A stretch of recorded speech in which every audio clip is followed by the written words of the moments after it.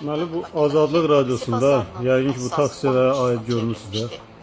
Deməli baxın bu dəqiq. Deyirəm taksi gətirir yığılır gözdən elə yerdə düşürür burada. Amma Bu Azadlıq Radiosuna mən Qərəz Radiosu deyirəm. Deməli bunlar bunu paylaşırlar. Yəqin ki qarşılaşmısınız da. Deməli deyirlər ki 27 milyon dollar verilib və axırda da göstərir ki taksilər sürülmüş də bu təzəlicə çəkiblər harasa. Deməli iqtisadi cəhətdən mən deyirəm. Həmin taksilər 2010-cu illərdən sonra gəlib. Onların düzdür pul ödənilib gələndə onlar hamısı işləyib. Bir il ərzində plana görə o taksinin pulu çıxıb, artıq ödənilib bir il ərzində. Yəni 18 min, o vaxtda 18 min manat 20 neçə min dollardan almışlar da.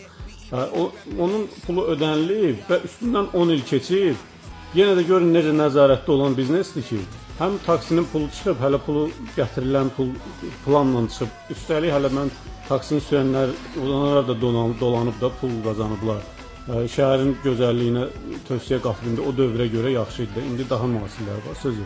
Sözüm oradadır ki, bu cür ideal biznes modeli də mənim gözümdə.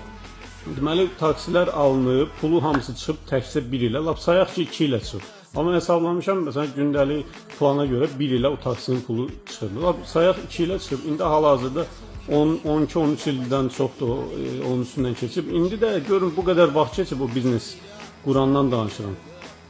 Hələ də o gör necə nəzarət var ki, düzüblər hardasa bir müəyyən olmuş yerdə, hamısı bir kompakt halda öz utilizasiyasını gözləyir. Yəni ki, bu Azadlıq Radiosu indi Qərəz Radiosu olaraq bunu pis kimi təqdim edir. Aparsın elə özlərinin, yəni Haran Radiosu da Azadlıq yayın Amerikanı olardı. Özlərinin universitetlərində bu biznes modelini qoysunlar, dərs keçsinlər başqalarına ki, nə tər eləyirlər, iş qururlar, taksi gətirirlər və pul qazanırlar.